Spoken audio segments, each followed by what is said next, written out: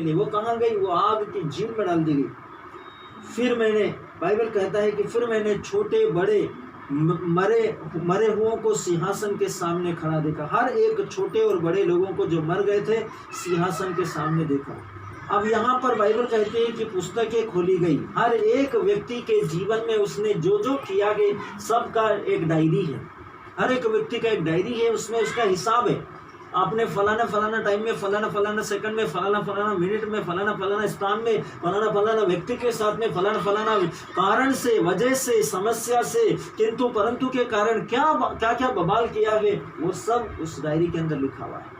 पवित्र शास्त्र में लिखा है पुस्तकें खोली गई और फिर एक और पुस्तक खोली गई, एक और अलग से पुस्तक खोली गई जिसका नाम है जीवन की पुस्तक। ये जीवन की पुस्तक है और जिसका उन पुस्तकों में लिखा हुआ, जिनका नाम उन पुस्तकों में लिखा हुआ था, वैसे ही उनके कामों के अनुसार मरे हुओं का न्याय किया जाएगा।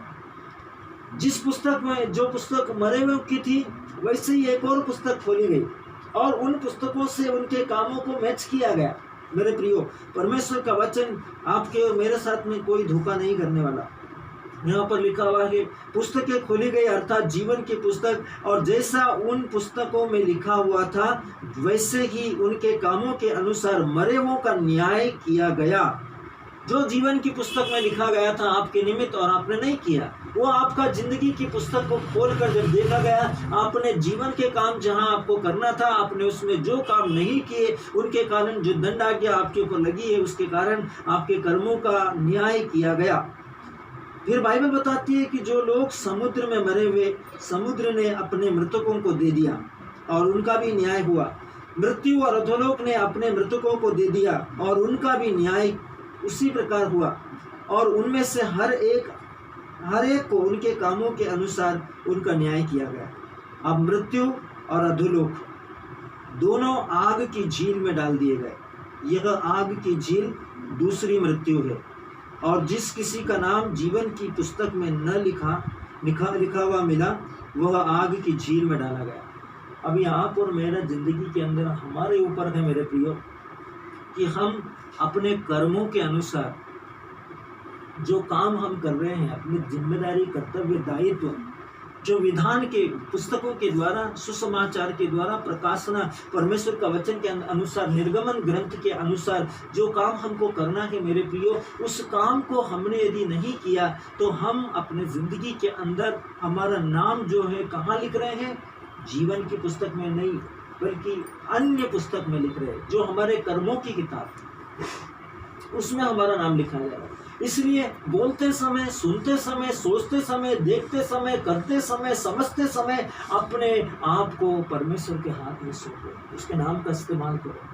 हर एक समय उसके नाम का इस्तेमाल करो ताकि आपका नाम जीवन की पुस्तक में, क्योंकि परमेश्वर का वचन कहता है स्वर्ग और पृथ्वी का पूरा अधिकार मुझे दिया गया है। जीवन की पुस्तक कौन है? मेमना, यीशु मसीह। और यीशु ने क्या कहा? पुनरुत्थान और जीवन मैं हूँ।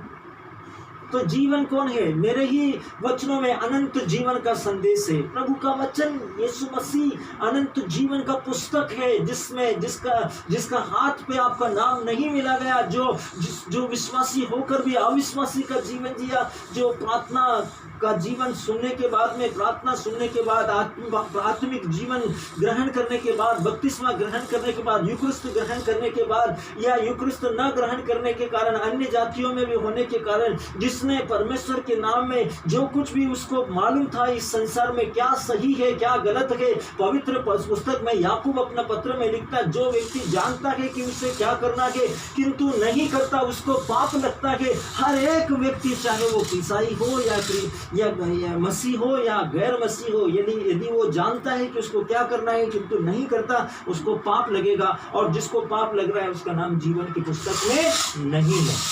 जिसका नाम जीवन की पुस्तक में नहीं है उसका नाम कर्मों की पुस्तक में है, और जिसका नाम कर्मों की पुस्तक में है उसका भाग क्या है? अनंत आग की झील है। मेरे प्रियो, अपने जिंदगी के ऊपर आज हमको न्याय करने का, आज हमको अपने मूल्यांकन करने का, जांच करने का अवसर, मौका है। हम अपने ज़िंदगी में न्याय करें, अपने आप का मूल्यांकन करें, अपने अंतःकरण को जांचें। हमको नाम दिया गया है इस्तेमाल करने के लिए। ये आपका बचाव का हथियार है।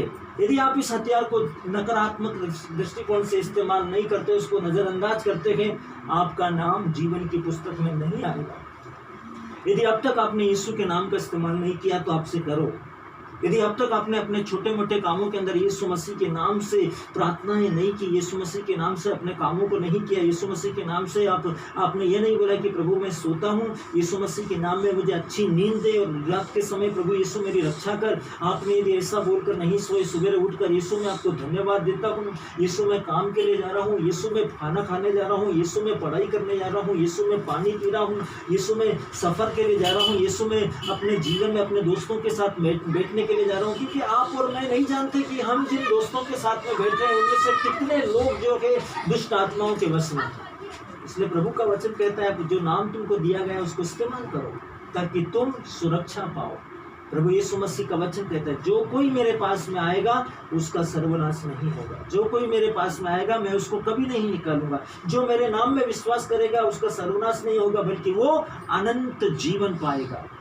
आइए मेरे प्रियो, हम अनंत जीवन देने वाले परमेश्वर के पवित्र इकलौते और महिमा में परमेश्वर के बेटे यीशु मसीह के नाम में प्रार्थना करें, जो पिता के सिंहासन में दाहिने और क्या होता है मेरे प्रियो, आप समझिए, दाहिना हाथ पूरा ताकत, पूरी वैभव, पूरा वर्चस्व, पूरी प्रधानता है, पूरे अधिकार, पूरी सामर्थ्य का चिन्ह है। वो एक प्रतीकात्मक बात है जो दर्शाया गया है, जो एक सिंबल है, जो आपको एक चिन्ह दिया गया है। दाहिना हाथ मतलब उसका सब कुछ करता धरता परमेश्वर का संपूर्ण सामर्थ्य यीशु मसीह है। तो दाहिने हाथ प्रभु यीशु है। उसने क्या कहा है वचन में हमने सुना, उसके साथ हम उस पवित्र स्थान में बैठे हैं जहाँ वो है, मेमना है, जहाँ परमेश्वर है, जहाँ परमेश्वर का वचन है, हम उस स्थान पर बैठे हैं।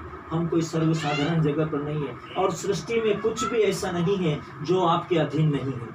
हर बीमारी आपके अधीन है, हर रोग आपके अधीन है, हर संकट आपके अधीन है, हर मुसीबत आपके अधीन है, भविष्य भूत वर्तमान आपके अधीन है, ऋतुएं और वर्ष और काल आपके अधीन है, सूर्य और चंद्रमा आपके अधीन है। आपको केवल यीशु मसीह के नाम का इस्तेमाल करना है। वो आपकी आज्ञा को मानेंगे क्योंकि वे जानते हैं कि जिसके नाम से आपने कहा है, जिस पर आपको भरोसा है, उसके दाहिने हाथ आप खड़े हैं स्वर्गीय स्थानों में और पिता प्रतिनिधित्व करता है आपका इस धरती पर। आपके वचन में जो पवित्र आत्मा के द्वारा आप घोषणा कर रहे यीशु मसीह के नाम को लेकर, आप कोई सर्वसाधारण नहीं है, आप राष्ट्रों के लिए परमेश्वर की ज्योति है। अपने आप को परमेश्वर के साथ में स्वर्गीय स्थानों पर महसूस करें और राज्य करें यीशु मसीह के नाम में। सब कुछ आपका है, सारी सृष्टि आपकी है, सब पर आप परमेश्वर के पुत्रों के समान राजकीय अधिकार के साथ में अपने अधिकारों का इस्तेमाल करते हुए सृष्टि पर राज्य करें। पहाड़ों पर, पर्वतों पर, नदियों पर,